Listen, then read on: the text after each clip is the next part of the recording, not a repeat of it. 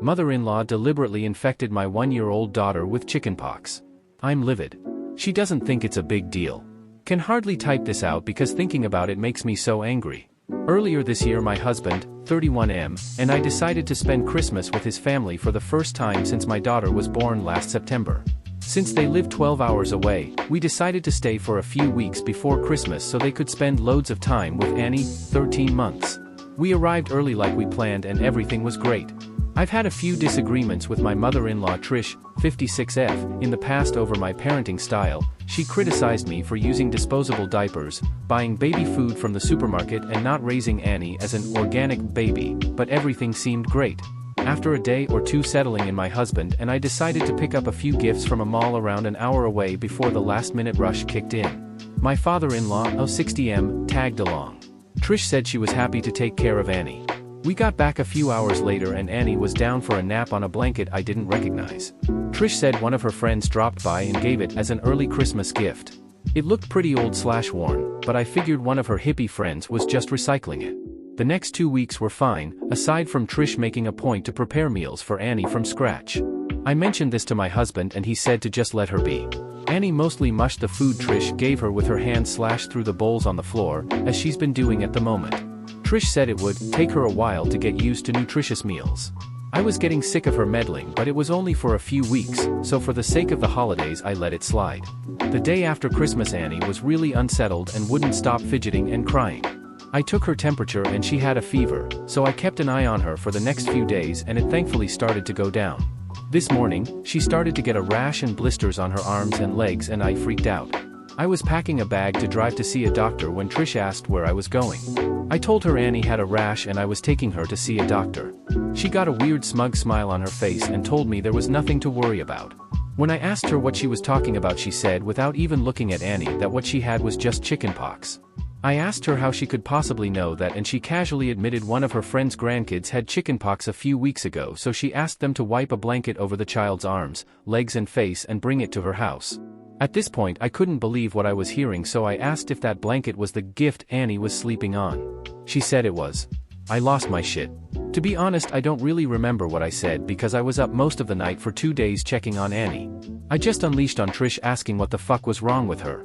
My husband and father-in-law came to try to calm things down and Trish dug in her heels and said chickenpox was the best and most natural thing for Annie to build up her immunity. I already have a vaccination schedule in place with my pediatrician and she was booked in to get immunized for chickenpox at 18 months. We drove to see the doctor and he confirmed she had it. He said I'll have to cut Annie's nails short and might have to tape socks on her hands while she sleeps because kids so young can scratch until they bleed and that will leave scars.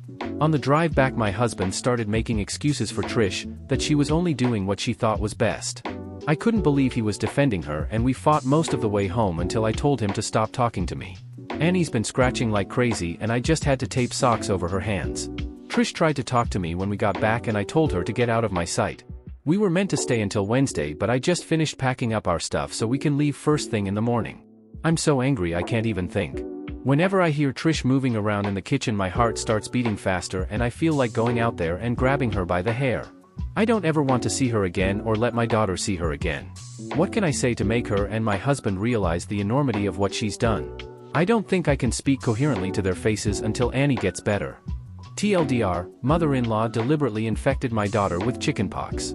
I'm so angry I feel like physically harming her. I need advice on what to say to make her realize what she's done. On to the update. I didn't think it would be possible, but things got worse. I got up first thing the next morning and started packing our stuff into the car.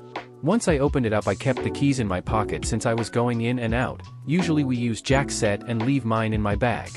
While I was packing he sat in the kitchen with Trish and my father-in-law, 60M, and chatted and had coffee like nothing was wrong. Annie was mercifully still asleep, so I just gently belted her in and closed her door when Jack came out and asked if I had everything. I said we were good to go as soon as he was. He said okay, and calmly took out his key set and centrally locked the car, locking Annie in. I asked him what the hell he was doing and he said we wouldn't be leaving until I apologized to Trish. I think I was stunned into silence because he then took the chance to rehash what he said the previous day, that Trish thought she was doing what was best, that chickenpox doesn't kill you, and that I was making a bigger deal out of this than I needed to and making Trish feel bad. Yes, making her feel bad. All the comments from my last post were swirling around in my head, and I told him he needs to stop being a son and start being a father. He screwed up his face and said he would always be Trish's son, and that was the point, that nobody should speak to his mother the way I had the day before, and I needed to apologize to clear the air. I felt like I had entered some kind of weird twilight zone where I had accidentally married a 9-year-old instead of an adult man, so I just asked him to open the car so we could leave. He repeatedly refused, then walked back inside and said he would see me in there when I was acting more reasonable. You can probably guess what happened next. I'd left my bag on the passenger seat, so he probably assumed my keys were in there. Nope. I waited 30 seconds, then just hopped into the car and drove away. My phone blew up with a million calls from him, Trish, and my father-in-law. Eventually my mom and dad and my sister Jess, who I'm super close with, called as well. I'd briefly texted Jess about what was happening the day before, but she was stunned to get the full blow-by-blow. By the time I was on the open road, I asked her to phone Jack and tell him he could walk home for all I care. Once she heard my side of the story, and not Jack's, which was apparently that I had gone crazy, frightened Trish, snatched Annie and sped away, she calmed way down. Mom, Dad and Jess offered to start driving and meet me halfway so I could switch with one of them and wouldn't have to drive the full 12 hours by myself in one day. I was so grateful to see them I pretty much broke down in a truck stop parking lot while I blubbered that I loved them. They all took turns driving while I had a rest. It was super reassuring to talk it over and hear that Trish and Jack are the unreasonable ones. Once we got back I stayed at my parents' overnight and they said I could stay as long as I needed. The next few days were fairly tense. I was up most of the night making sure Annie didn't scratch, which she did anyway, somehow, and it seemed like she just cried and cried and cried until she was exhausted. She has 5 scars on her face and a few others on her arms from scratching. I know appearances shouldn't matter, but I'm so angry her skin is marked for life now over some stupid bullshit. This whole thing is just something I never expected to happen. I answered one of Jack's calls only to have him start a rant that he didn't recognize this person I had become, so I hung up on him. He was due to come back for the start of the work year, which I wasn't looking forward to, but I figured we could make it work as long as Trish was 12 hours away. Then at like 11 p.m. one night I got a very short and formal text from father-in-law via Jack's phone, saying Trish had come down with shingles and was in the emergency room, that Jack was staying there to care for her, and that he would work from their house remotely once the year started back up. Jack's been there for the past few weeks tending to Mama's every whim. I'm sure she's put on an Oscar-worthy performance of having one foot in the grave, and according to Google it should be any day now that her painful, crusty pustules go gently into that sweet night. A few weeks ago I was honestly so tired and overwhelmed and in disbelief that I didn't know what to do. Now I'm back at home with people who actually care about me. I think I'm starting to realize how lucky I am to see the weird relationship with his mommy this early on. The fact that he cares more about Trish than his own daughter speaks volumes. When he eventually comes back I think we'll have to have a serious talk about our future together. TLDR, mother-in-law infects my 1-year-old with chickenpox on purpose. Husband supports his mommy.